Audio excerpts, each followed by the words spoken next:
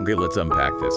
We're taking a deep dive today into the complexities surrounding an unplanned pregnancy. And we're doing this specifically through the firsthand experience of a 24-year-old woman.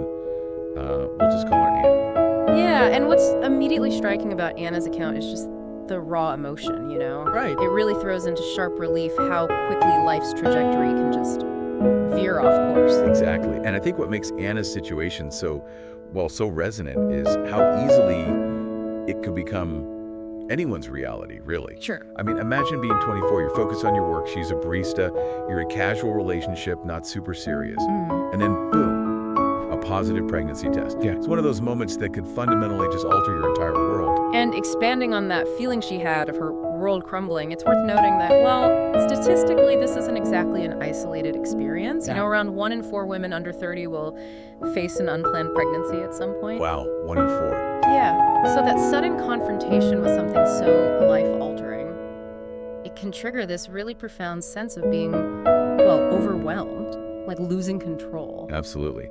And Anna, she doesn't shy away from describing those initial powerful emotions. She talks about feeling this wave of fear, a sense of deep shame, and just profound uncertainty about what to do next. Yeah. There's this feeling she articulates, like being caught in a situation that feels like a huge mistake, you know, Yeah. when you can't just undo.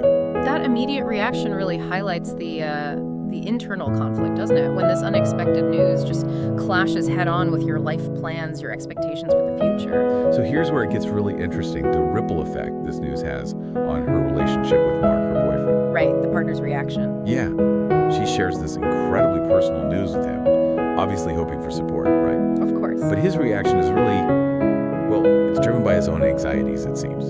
He immediately says he's not ready to be a father. She describes him pacing, saying he didn't sign up for this. And building on your point about Mark's fear, it's important to consider, while Anna is facing the immediate, physical reality of the pregnancy, Right. Mark's fear seems to stem more from a concern about his readiness for the responsibilities, the life changes that come with fatherhood. Okay, so different kinds of fear hitting them both. Exactly. So while their fears manifest differently, they are both definitely experiencing a significant emotional response to the news. And even though Anna mentions she kind of intellectually understands his fear, like she gets it on some level, Yeah. Mark's reaction still leaves her feeling profoundly alone in this whole thing. That isolation. It's that absence of the support she hoped for, maybe expected, that just amplifies her feeling of being the one solely responsible for figuring out what comes next. Yeah, that sense of isolation, even when you understand your partner's perspective, that's such a crucial element here. Definitely. Often, fear can just cause this breakdown in communication where both people kind of withdraw. Right, when they need to connect most. Precisely. Just when mutual support and open dialogue are absolutely critical.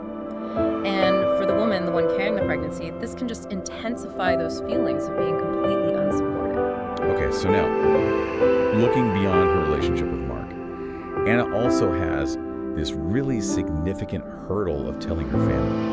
Yes, the family dynamic. And this introduces a whole new layer of complexity, doesn't it? Yeah. Especially given her background. She describes her family as traditional.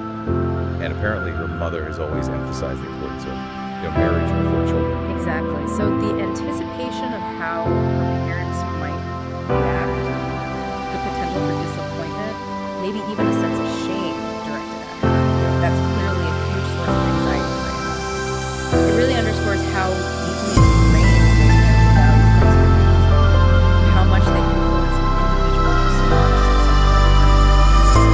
It's actually quite poignant reading about her fear of disappointment, not living up to what they expected from her. And this anxiety gets amplified even more by the societal norms within her community. She mentions that being a married mother is seen as a big taboo. Yeah, that's a term she uses. She's apparently seen how single mothers are sometimes judged, and she worries about the potential impact on her kids too. That weight of societal stigma is such a powerful force. It's not just an individual feeling either. Research does show that in many communities, unmarried pregnant women do face significant judgment. Right. So this anticipated judgment, the kind Anna is feeling, it can create just immense emotional distress and pressure. And it doesn't even stop there.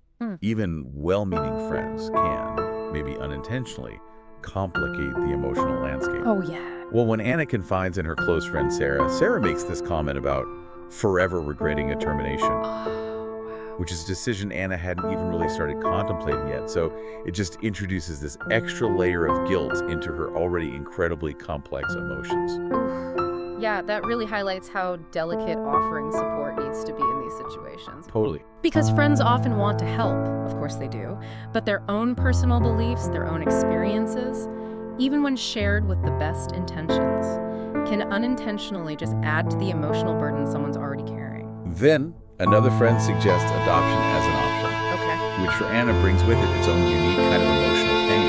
The very thought of giving your child up for adoption is, well, agonizing for her. It really brings home this feeling she expresses of being stuck in an impasse where, and these are her words, every path leads to heartbreak.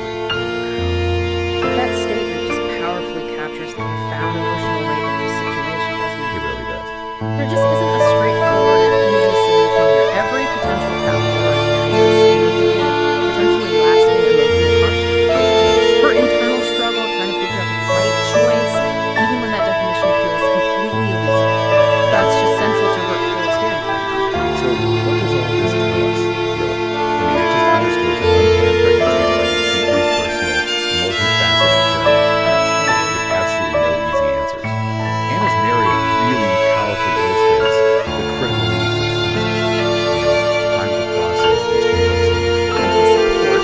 yes, for accessing support without that fear of judgment, and for sort of resisting the intense pressure, shame, and stigma that can so often come with experiences like this. Indeed. Anna's account offers this really stark, intimate look at the internal and external pressures a woman can face. It just highlights the immense courage and resilience required to navigate such a profound personal decision. And she leaves us with this incredibly thought-provoking question at the end, doesn't she? Mhm. She asks, what would you do if you were me?